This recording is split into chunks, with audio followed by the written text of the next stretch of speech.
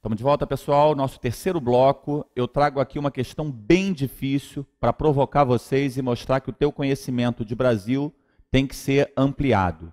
Uma questão da PUC do Rio de Janeiro, joga na tela para eles. Observe o mapa e o gráfico apresentados a seguir. Dá uma olhada no mapa. Ele vai indicando aqui vários portos, portos como de Manaus, de Belém, Fortaleza, Santos. E desses portos ele vai indicando setas saindo e chegando. As setas saindo, exportação. As setas chegando, importação. Como o Brasil é um país gigantesco, toda vez que a questão entra no território brasileiro e cobra conhecimento de Brasil, a gente acaba se enrolando um pouco. Joga para mim aqui rapidinho. Eu costumo brincar que um vestibular no Uruguai deve ser tranquilo para o candidato uruguaio quando fazem perguntas sobre o país dele. Porque o Uruguai é metade do tamanho do Rio Grande do Sul, por exemplo. Um vestibular na Suíça, se é que tem vestibular na Suíça, não deve ser uma grande dificuldade para o suíço conhecer seu território. No Brasil, o jogo é duro, né, amigo? O Brasil é um país continental, a Europa inteira cabe dentro do Brasil. Então, na hora que ele distribui os portos brasileiros, dependendo do que ele perguntar, vai ser meio assustador. Por quê? Será que eu conheço bem os portos brasileiros? E dá uma olhada. A partir do mapa e do gráfico, indique 2 portos, cada um deles especializado em um tipo específico de carga, e explique como se articulam como espaço regional ou nacional. Olha que pancada. Você tinha que escolher 2 portos brasileiros, identificar uma carga específica e para onde vai isso. A letra B eu acho um pouco mais simples. Explique o movimento de importação e exportação do Porto de Santos. O Porto de Santos é o maior porto brasileiro em grana. Não é em volume, mas em dinheiro. E ele não só importa muito, como ele exporta muito.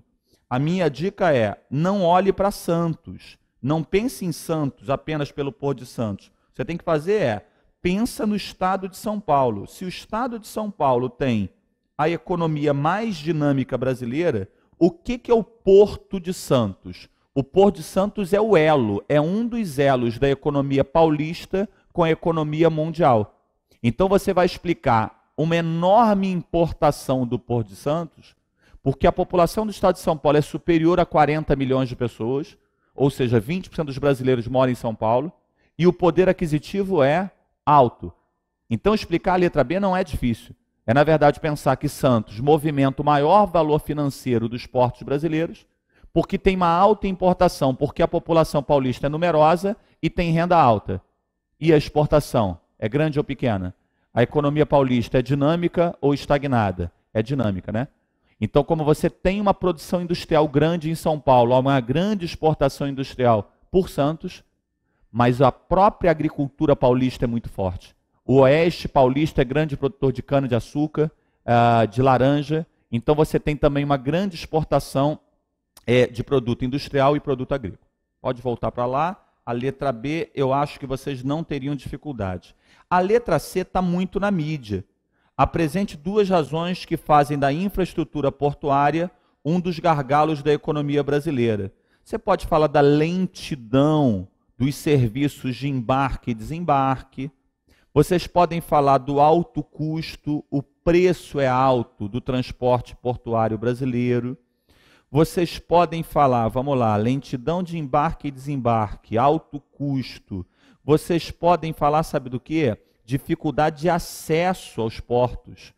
Esse acesso, muitas vezes rodoviário, aquela imagem aquela fila enorme de caminhões para chegar no porto de Paranaguá com soja. Então, acho que essas 3 coisas, lentidão de embarque e desembarque, dificuldade de acesso, por problemas de transporte e alto custo, matava a letra C. Difícil mesmo, pancada mesmo era a letra A. A letra A eu vou responder com os 2 maiores portos brasileiros em volume. Em volume, os 2 maiores portos brasileiros são os portos de Itaqui. O porto de Itaqui é o porto de São Luís. O porto de Itaqui de São Luís, mas na verdade o que ele escoa vem do sudeste do Pará. Isso aqui é a estrada de ferro Carajás que eu estou marcando.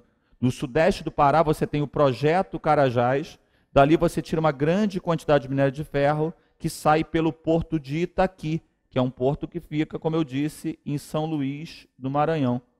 E da mesma maneira que eu tenho o porto de Itaqui, eu tenho o Porto de Vitória escoando o minério que vem de Minas Gerais.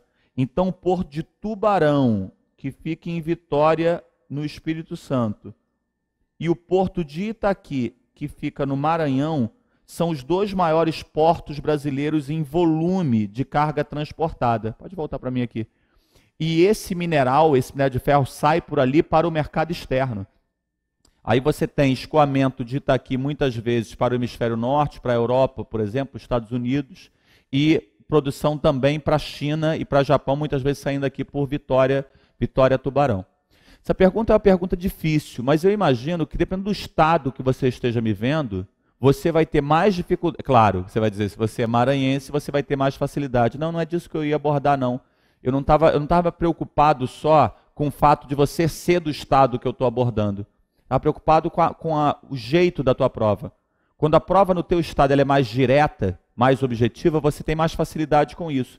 Quando a prova é mais subjetiva, os alunos têm mais dificuldade. Aí você tem que identificar se a tua prova é mais conteudista ou menos. Repara que a letra C, ela era uma pergunta mais aberta, era de conhecimento geral, de leitura de jornal. A letra A era pancada, era ter conhecimento sobre os portos. Tranquilo? Beleza? Foi essa? Então vamos lá. Mais uma, pessoal, agora eu vou dar uma acelerada. Uma aqui da UERJ, um mundo onde o tempo voa. No céu noturno de Memphis, nos Estados Unidos, acho que é a terra do Elvis, né? Bom, enfim, acho que é. As luzes dos aviões competem com as estrelas. São cargueiros. Entre 11 da noite e 3 da manhã, eles chegam em intervalo de 96 segundos. Uma média de 37 por hora. A razão do frenético movimento dos aviões em Memphis é a sede da Federal Express, a FedEx, transportadora cuja competição com outras empresas fez da logística um termo vital no mundo dos negócios. A logística pode ser entendida como o conjunto de recursos e operações feitas para permitir o transporte de pessoas ou mercadorias com menor custo e no menor tempo.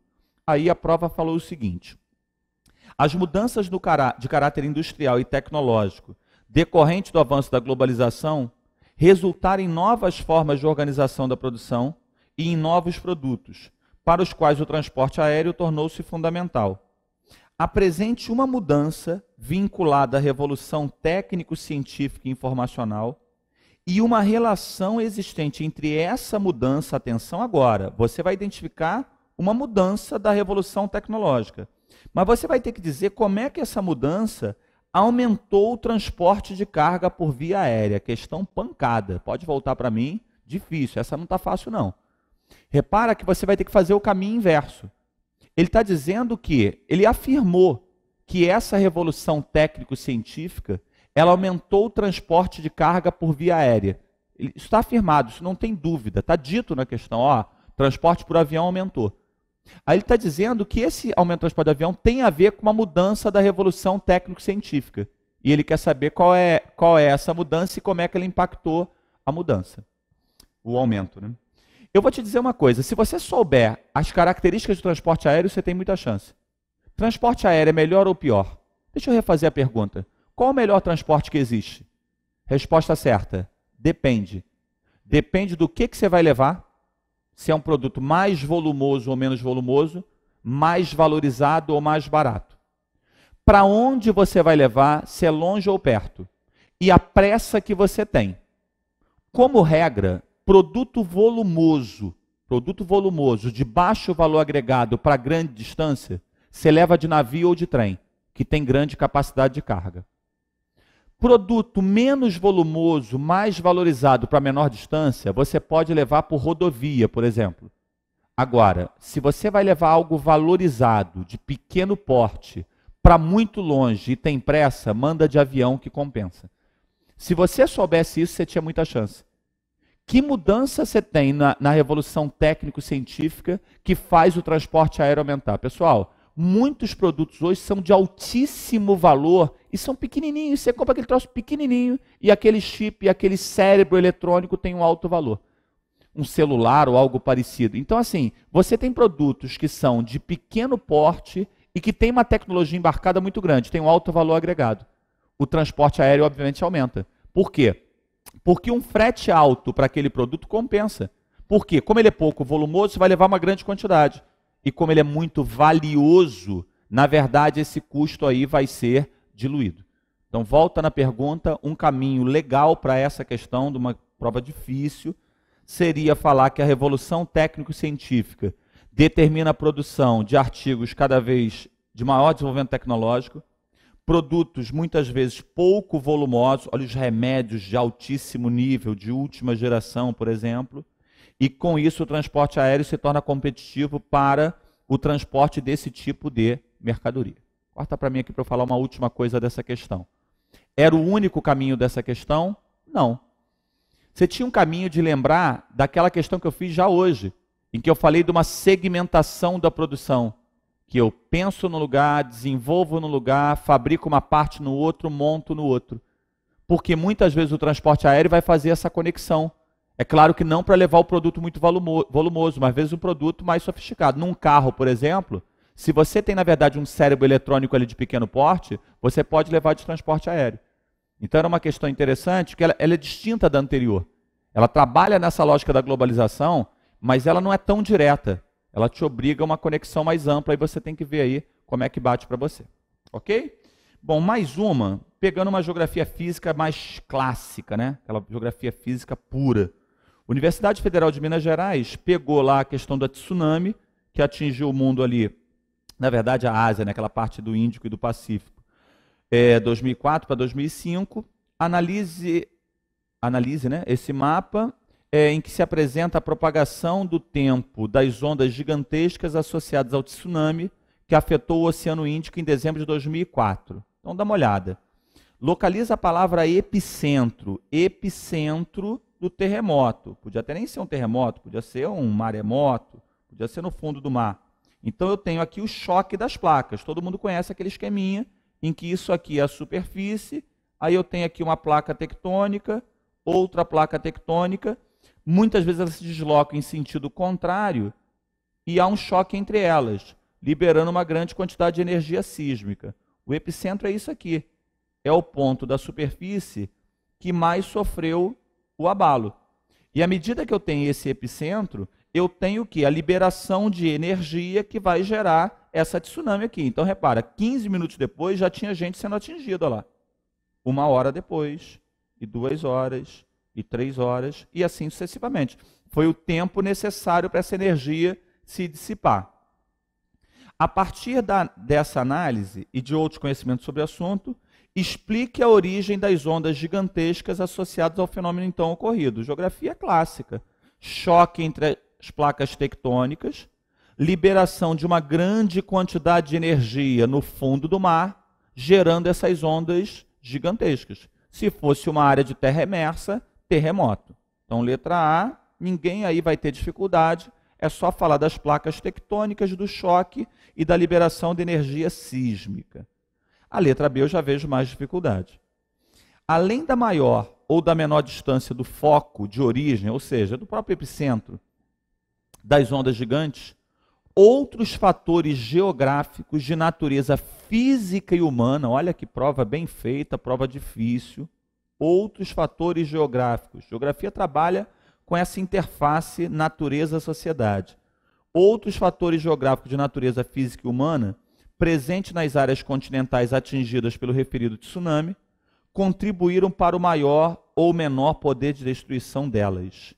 Cite um fator geográfico de ordem física e um fator geográfico de ordem humana presente nas áreas continentais. Então você vai olhar para aquele mapa, ver quem foi mais atingido, por que foi muito atingido, volta o mapa aqui, e me dizer pela geografia física e pela geografia humana e econômica, o que pode ter feito, por exemplo, Bangladesh, tadinho de Bangladesh, ter sido muito atingido. Tá? E o que de repente fez com que outras áreas não fossem tão atingidas assim. Joga para mim aqui rapidinho. Bom, população mundial é de 7 bilhões de pessoas. Chegamos a 7 bilhões em outubro de 2011. Dessas 7 bilhões, 4 bilhões e 200 milhões, 4 bilhões e 200 moram na Ásia. Não é na Ásia Oriente Médio a maior parte da população, é na Ásia úmida, é na Ásia das monções. É na Ásia ali, do Paquistão para o leste. Paquistão, Índia, Bangladesh, Tailândia, Vietnã, China, Japão, que é uma área marcada pelo cultivo do arroz. As áreas litorâneas muito baixas, as áreas de planície, os deltas dos rios, delta do rio Indo, delta do rio Ganges, as planícies fluviais têm solos muito férteis. Então você tem ali uma concentração enorme de pessoas de base rural. São os formigueiros humanos asiáticos. O que acontece é uma tsunami atingindo uma área de planície aluvial, de delta de rios, é uma tragédia terrível. E eu tenho os dois motivos numa explicação só. Por que eu tenho os dois motivos numa explicação só? Primeiro, porque eu tenho uma enorme concentração populacional nessas áreas. Segundo, essas áreas são muito baixas. Então a entrada de água foi muito mais intensa. Se você tivesse ali uma falésia, um relevo mais, uma escarpa rochosa, claro que as pessoas que moram bem na área litorânea seriam atingidas, mas quem tivesse um pouquinho para o interior, não. Como esse relevo é muito baixo e tem uma grande concentração populacional, você acabou arrastando muito, levando essa água para uma área muito interior. Não era a única resposta possível, repara que eu fui fazendo as duas em conjunto, planícies, áreas baixas, permitindo uma grande entrada de água, e estou trabalhando também a grande densidade demográfica de uma parte aí grande da Ásia. Mas eu tinha um outro caminho. E esse caminho que eu vou pegar agora, para a gente finalizar, é um caminho que você pode usar em outras situações, em outras tragédias. É comum em certos vestibulares uma tabela mostrando o terremoto da mesma intensidade, matando uma quantidade muito diferente de pessoas, apesar da intensidade ser semelhante. Não é só porque num lugar tem mais gente, no outro tem menos gente. Gente, quando uma tragédia natural atinge um lugar mais desenvolvido, o impacto é menor. Pelo sistema de prevenção e alarme e alerta, pelo sistema de evacuação, pela própria socorro médico que você pode dar. Então, isso aí não é para tsunami, isso vale para qualquer tipo de tragédia natural. Se você pega uma área como a Ásia, que grande parte dos países são países pobres, obviamente que o impacto do fenômeno natural poderia ser uma erupção vulcânica, poderia ser um terremoto, uma tsunami. Ah, João, mas tem uma dúvida, porque essa tsunami no Japão, lá de Fukushima, também determinou muitos problemas. Sim, pessoal, o que eu estou dizendo é o seguinte, Fukushima acaba sendo uma tsunami mais trágica porque afetou uma usina nuclear e aí tem toda a problemática envolvendo a energia nuclear. O que eu estou dizendo é que uma tsunami, como atingiu Fukushima, pegando uma área mais pobre, obviamente, pela diferença de estrutura, de infraestrutura, de sistema de prevenção e alerta. Quer dizer, uma coisa é saber que vai acontecer, monitorar antes e alertar a população. E da própria lógica de proteção e de atendimento médico a essas populações, você tem diferenças grandes. Normalmente, quando eles pegam isso, vamos pegar um terremoto, sei lá, no Haiti e no Japão. Você coloca uma tabela, você tem a mesma escala, escala Richter, que é quem mede isso aí, e aí você tem um número de vítimas completamente distinto numa área e na outra. Então, para fechar essa questão, volta lá, por favor. Quando ele me perguntou um fator de ordem humana, eu poderia falar da grande concentração demográfica, mas eu poderia falar também do grande número de países pobres, que por isso o nível de comprometimento foi muito maior pelos motivos que eu elenquei. Ok? Tranquilo? Volta para mim para dar o fecho aqui.